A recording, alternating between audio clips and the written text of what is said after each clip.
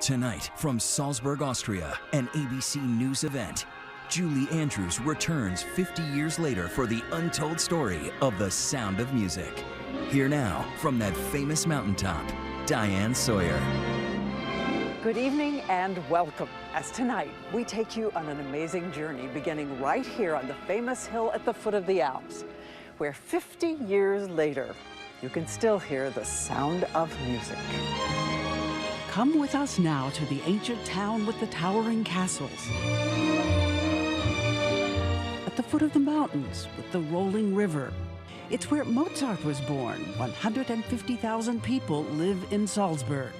But 6.5 million tourists arrive here every year, and most are in search of the story that reminds you to find your own dream. Families come on the Sound of Music tour buses. Young and old dress as their favorite characters, singing along. From all over the planet to that little gazebo where Liesel and Rolf were 16 going on 17.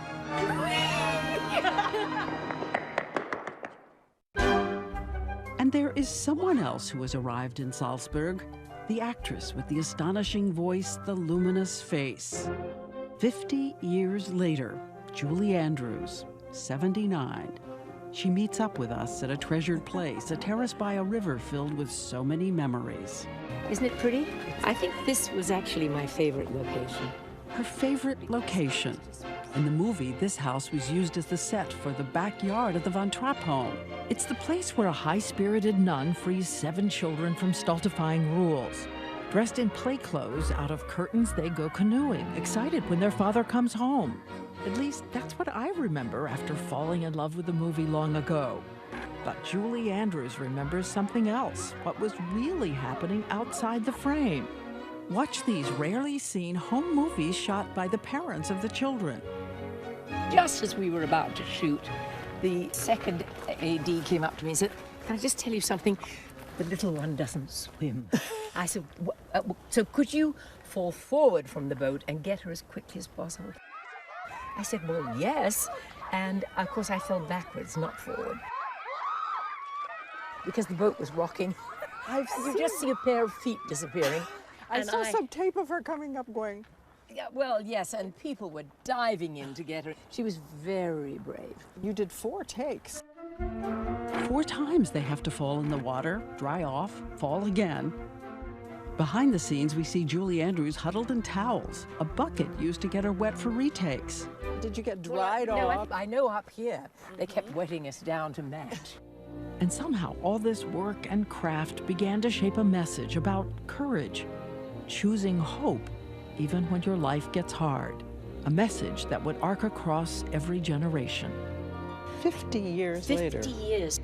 It's unbelievable, Diane. I do not know where the last 20 years went. I could believe 30, but not 50, surely. It's a joke. The Sound of Music isn't just about being joyful. It's about achieving joy. It's about finding joy, yeah. What will my future be? I wonder. The work on the film had actually begun months earlier in Hollywood. There were 3 months of rehearsal, Yes. Everything will turn laying down the songs. Yes, well, everything. So by the time director Robert Wise brought his crew of 250 people to Austria, they were ready to work 6 days a week, dawn to midnight. 6:30 in the morning, you were in hair and makeup and getting your hair colored repeatedly all the time. Yes. I thought I detected different colors occasionally. Well, maybe you did. That was kind of by an accident. Bob thought that maybe some highlights would be great, and the highlights came out kind of orange, and so they decided, oh, forget that, just be blonde all over. And here is another rare piece of video out of the vault. Listen. Every morning you greet me. This is the real singing voice of Christopher Plummer, singing Edelweiss himself. And bright, you Now, listen to the sound from the final movie. every morning you greet me. plumber now has the voice of a professional singer they brought in to help strengthen his notes. Clean and bright. Every scene in the movie, so difficult it had been sketched and timed in Hollywood, and no scene more arduous than the one they were going to try to shoot high up in the Alps, on that mountain filled with music. Tourists search for it, but it's not listed in any guidebook, so we set out to find it and take you there. So here's what we've heard. It's out of town, that you can't find it on any Google map, so don't even bother trying. We drive west. 6 miles later, we actually leave Austria and cross the border into Germany. Signs point in every direction, but no mention of the famous hill. And as we climb, our ears are popping. Wow. Those cows have got to mean something, right? The land here is privately owned by farmers, so reluctant to let outsiders in, the movie studio has to pay them to let our cameras up the path. So here we go. Halfway up, sheep. Can you hear the chime? Hello. We keep going. It's steep and a little gooey from rain. A little mud. It's okay. Wow, is this it? Is this it?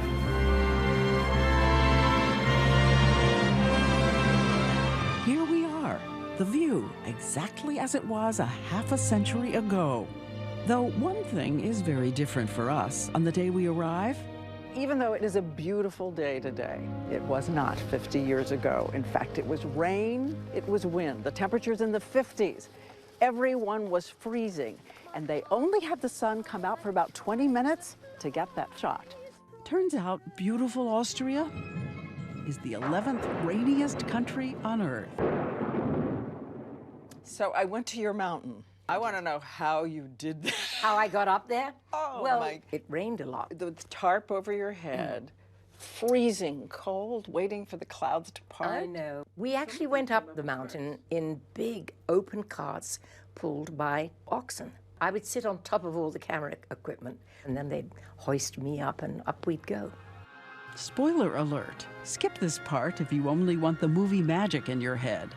But if you look closely here, for a moment the sky is clear blue for a wide shot. Then, in the shot in the meadow, you can see clouds closing in. At times, the grass is yellow, but in the DVDs, they electronically paint it green. And those birch trees?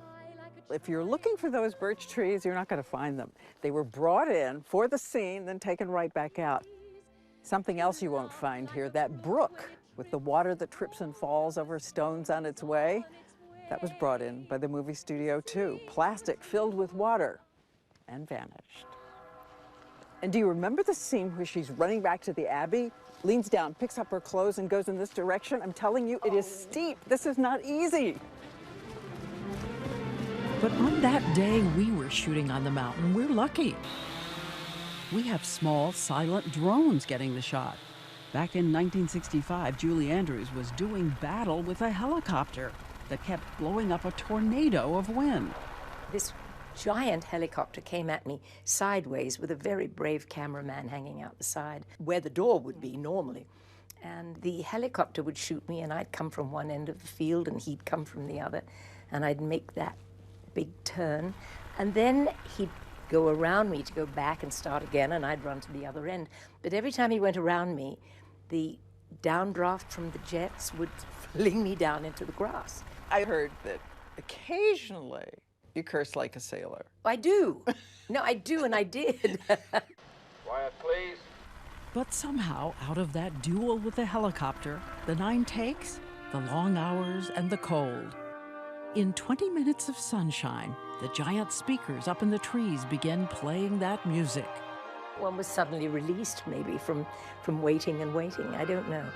But these huge, big speakers in the trees were blasting this beautiful music. And for all of us, an indelible moment, celebrating the simple joy of being young and alive. The hills are alive with the sound of music, with songs they have sung for 1,000 years. Next, what well-known movie star was considered for the role of Maria? And the secrets behind the scenes to Do Re Mi. What? When we come back. Must have done something good. 50 years ago, two actors in a gazebo gave the world one of the most romantic scenes on film. The creators were originally going to call this story Love Song. And in that same gazebo, another kind of love at 16. I am 16, going on 17. I know that I'm naive. So we went to find the gazebo, which turns out to be very small. 1, 2, 3, 4 arm spans. So how did they do this?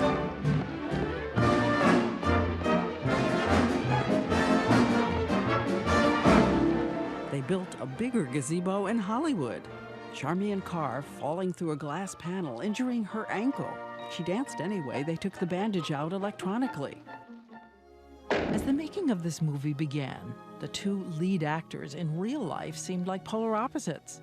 The gracious 28-year-old Julie Andrews and the 34-year-old Christopher Plummer, known as a serious Shakespearean actor who was worldly and wary of doing a movie he thought was way too saccharine. In fact, the rumor is he was drinking a little during Edelweiss. Chris Plummer has said that he was lit. Could have fooled me. I didn't know. All those nuns kind of drove me to drink, you know. Christopher Plummer, now 85, still irreverent as he looks back at that moment long ago. I remember having to wait for hours before we were shooting that bloody song. And we were out in the cold. It was quite cold, actually. And I think, you know, while waiting. And another spoiler alert about the reality inside that favorite romantic scene. Plummer says when he and Julie Andrews arrived for their gazebo moment, they were so tired, so weary, and had to stand so close and sing. You're that close on the screen. I said, come on, it's not possible. So we both started giggling. The giggling, can you almost see it here?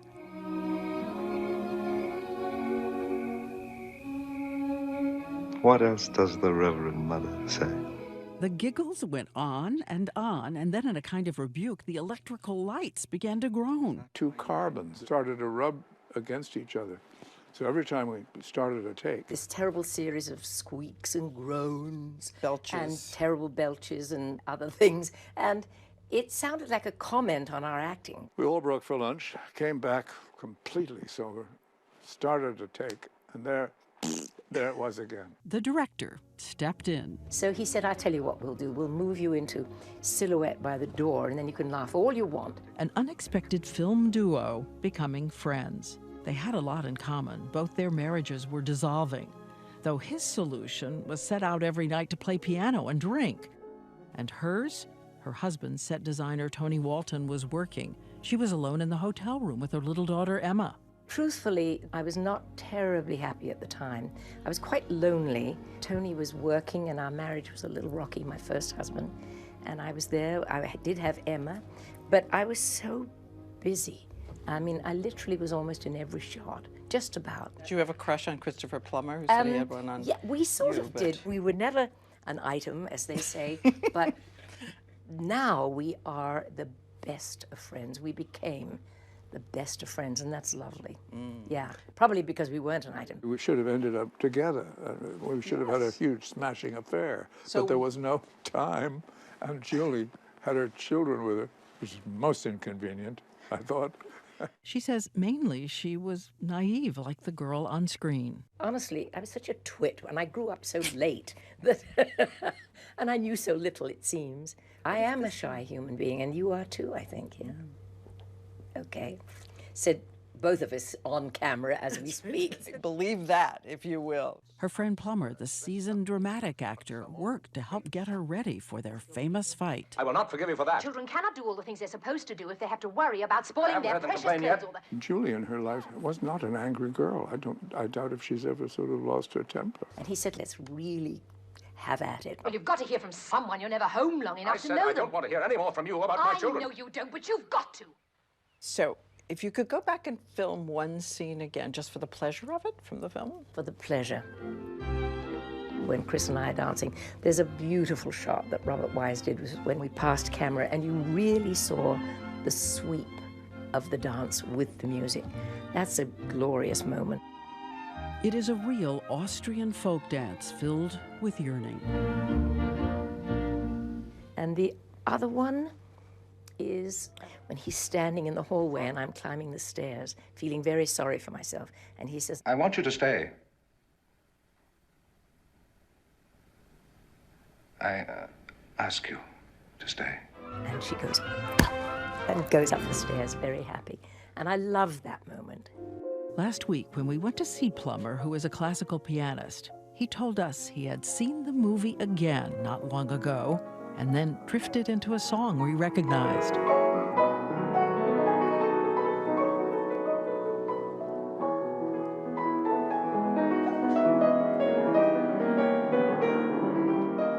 The unsentimental star now grateful to have been part of the strangely powerful story, and remembering how captivating she was. On another of those freezing cold days in Salzburg, they went to shoot the wedding inside the cathedral, just out of the city. So here we are. Somehow, the thing I remember most, I think, is the way the church was lit. And you could see through each of the archways as I walked. And 50 years ago, what was the unseasoned young movie actress thinking? More than anything, I know it's ridiculous, that I must walk as gracefully as possible, that I must be as calm as possible. And then when I see Christopher, I really did stretch my hand out to him. Great love, great music. We asked her if she'd like to walk it one more time. Yeah, I don't have the beautiful veil and the beautiful gown, but You have your memories. I do. Oh my God, do I ever.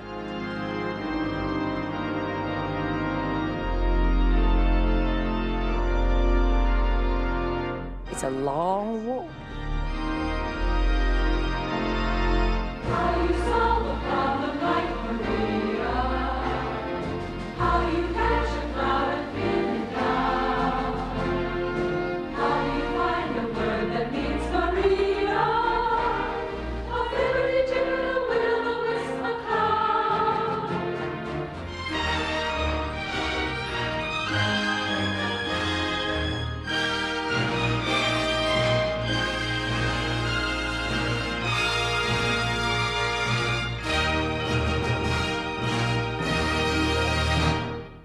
Next, for the first time, Julie Andrews goes inside the real home of the real Maria von Trapp as we retrace the escape from the Nazis as it really happened. And this would have been it.